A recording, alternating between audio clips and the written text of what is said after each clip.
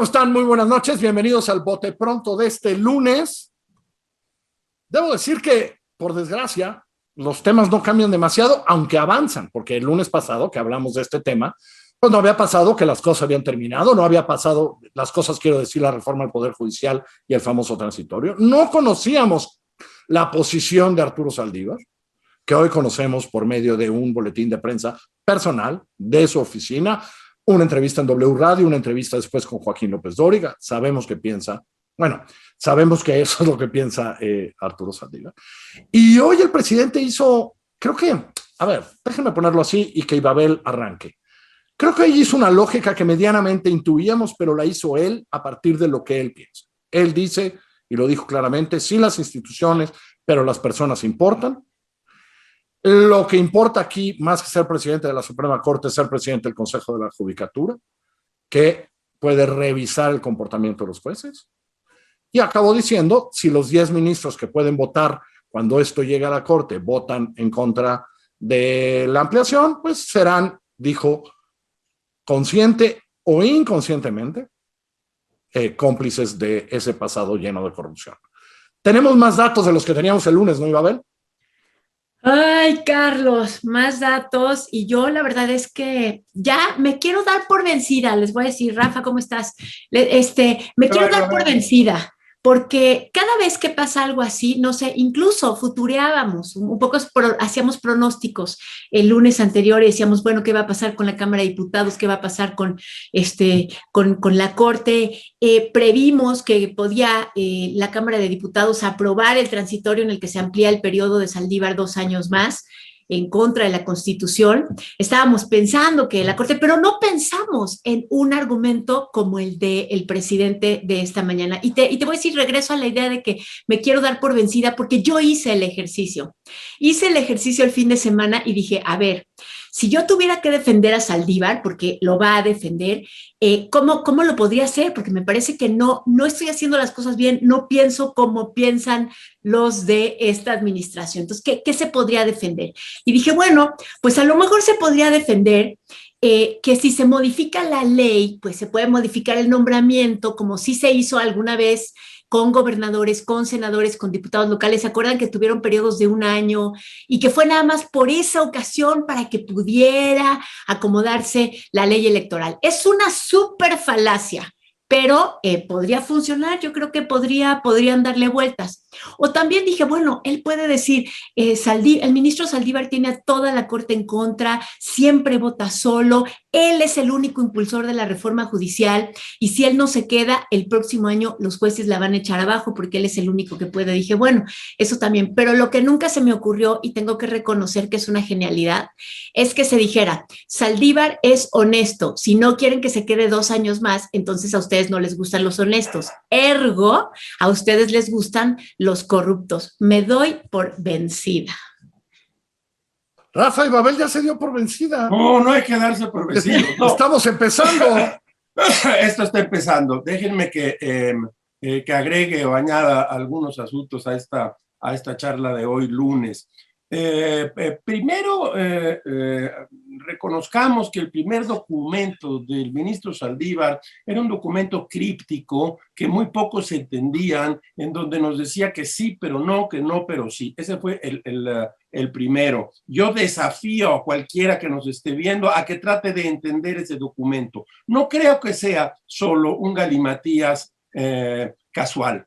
Creo que estaba redactado de un modo en el cual estábamos esperando la votación en la Cámara de Diputados. Número 1. Número 2, ahora ya tal y como dice Carlos, ya tenemos una postura del ministro Saldívar. El presidente ha venido a decir lo que ha dicho exactamente Carlos e Ibabel. Si no están con él, ustedes estarán con el pasado de corrupción y de vergüenza que ha hundido a este país en el fango en todos los sentidos y a todas las horas.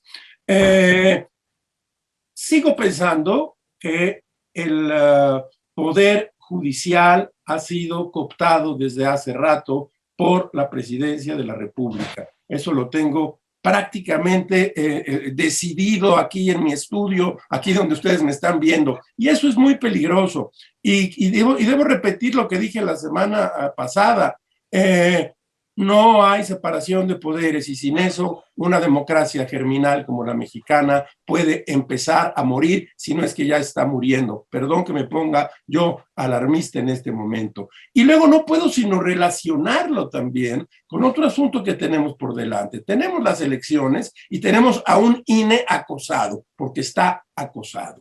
Han ya dicho sobre al menos 2 de los consejeros, pero en general sobre los consejeros, que se están comportando de modo sesgado, que se están comportando en contra de quien lleva la cuarta transformación.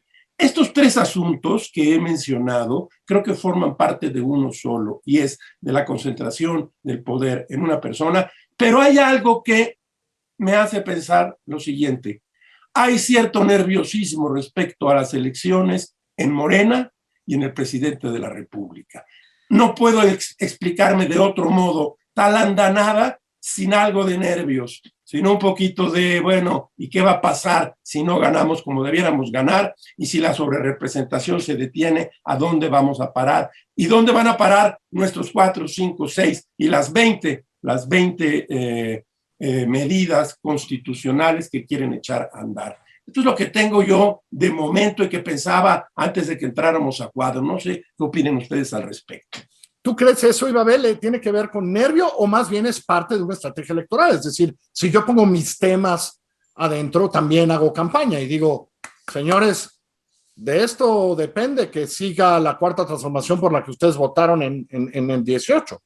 ¿No? Es decir, ¿es un acto de campaña o es un acto de temor? Eso te pondría, como lo dice Rafa, porque no le están yendo muy bien las cosas. Por un lado, estoy tan alarmada como Rafael por la concentración de poder, o más, o sea, él dice, quizá ya está empezando a morir la democracia. No quizá, o sea, me parece que hay indicios en muchas partes. Y por otro lado, concuerdo contigo, Carlos, pero no por desdecir a Rafael, sino me parece que las dos cosas pueden ir juntas. Yo creo que la concentración de poder ya no pasa, fíjense lo que voy a decir, no pasa por los resultados de las elecciones de este junio. La mayor parte de la concentración de poder que tenemos ahorita es fáctica, un poco parecido a lo que teníamos con las facultades metaconstitucionales de las que se hablaba antes en el priismo. O sea, hoy tenemos un poder judicial subordinado más allá de la norma, no es la norma. Tenemos un ejército poderoso que cada vez hace más cosas, lo que le da una base de fortaleza al actual ejecutivo sin que eso vaya a ser modificado porque cambien los equilibrios en la Cámara Federal. Y les voy a decir por qué no. Puedo poner muchos más ejemplos, aparte del ejército, además del Poder Judicial, además de ya el acoso presupuestal a las instituciones autónomas, además del acoso personal a intelectuales y medios de comunicación, en fin, y todo eso, ojo, no pasa por los resultados electorales. Y si hubiera un resultado electoral contraproducente, y entonces lo que veríamos es que simplemente se detendrían los avances de lo que estamos viendo, pero no se pueden revertir porque difícilmente tendrá la capacidad de una mayoría opositora de revertir lo que ya está ahorita en juego, que son estas decisiones presupuestales que tenemos con los grandes proyectos, el uso del ejército, el acoso a instituciones que permiten la libertad de expresión, en fin, eso a mí me preocupa y creo que el temor que tienen es más un temor que les funciona para hacer campaña que un temor real de que se pueda acabar lo que están haciendo. Dice que es más un poder fáctico que electoral, porque al final de cuentas también el viernes decía el presidente o el jueves decía, las mayorías sirven para el presupuesto. A mí me parece que su preocupación en términos de mayoría tiene que ver con el presupuesto, que es lo más importante que hace la Cámara de Diputados. El presupuesto es exactamente el instrumento mediante el cual puedes llegar a hacer un tipo de cambio en el Estado mexicano. Sin eso no tienes nada. Y esa es la preocupación principal. Pero no solo eso. Pero no, sí, solo déjame decir algo rapidísimo. Es que sí tienes algo, porque como oposición sí tienes esa herramienta desde el legislativo, pero cuando tú tienes el poder ejecutivo tienes herramientas, y ya lo hemos visto, para poder utilizar recursos adicionales, no solamente por los excedentes del Banco de México, por los excedentes los que no existieron este año, por cierto. Del petróleo y que esta vez no existieron, pero tienes margen de maniobra. Estoy completamente, sé que el tiempo se nos viene encima, pero sí. hay algo más que debemos considerar en una caracterología psíquica, digamos, esta idea buena política de comportarse siempre como si fueran la oposición. No son la oposición, no nos dejemos engañar. Tienen el poder, tienen el presupuesto, tienen el ejército, quitan y ponen, hacen, como hacen todos los gobiernos del mundo, Carlos y Babel. Pero que no nos vendan la idea de que están atrás y de que están arrinconados, porque ni están arrinconados ni están atrás. Lo tienen todo, tienen absolutamente todo lo que les dé la gana. Y todas las mañanas el presidente se presenta y dice, nos acosan, nos critican. Sí, señores, como en todos los gobiernos del mundo hay oposición y hay crítica. Cuidado con caer en esa trampa. Pero es que esa es la genialidad desde cada mañana a las 7 de la mañana. No, desde luego, no tengo la menor duda. La de ser oposición, ¿no? Eso es lo que lo hace de alguna manera estar en campaña, más allá de ninguna regla del INE, ¿no? Claro, nosotros vemos la concentración de poder con este caso, por ejemplo, con la Corte, lo vemos con las instituciones autónomas, lo vemos con el manejo del presupuesto, lo vemos con el fideicomiso, lo vemos con los científicos, lo vemos con el manejo de la vacuna, en fin, con los superdelegados, lo vemos por todas partes. Y sin embargo, en la mañanera nos venden, bueno, ahí ya dije la mañanera, en esa rueda de prensa matutina nos venden que solamente hay 10 personas con el presidente, 10 intelectuales que están con él. ¿Y cuántos, Rafael, entonces corresponden? 2020 en contra. Les tocan 220 a cada uno de los 10 magníficos. Híjole. Sí, bueno. Hoy puso nombres y apellidos en algo que nos viene diciendo hace mucho tiempo, ¿no, Rafael? Sí, viene diciéndonos desde hace mucho tiempo que una gran cantidad de intelectuales y de conservadores neoliberales los acosan y que solo hay 10 verdaderos intelectuales, bueno, es un decir, que quieren el verdadero cambio en México. Y va una y otra vez y no ha parado. En ese sentido, la lógica política del presidente es impecable. Hay que aceptarlo, porque no ceja, no va y sin pausa, una y otra vez nos dice, ahí están los conservadores que nos acosan.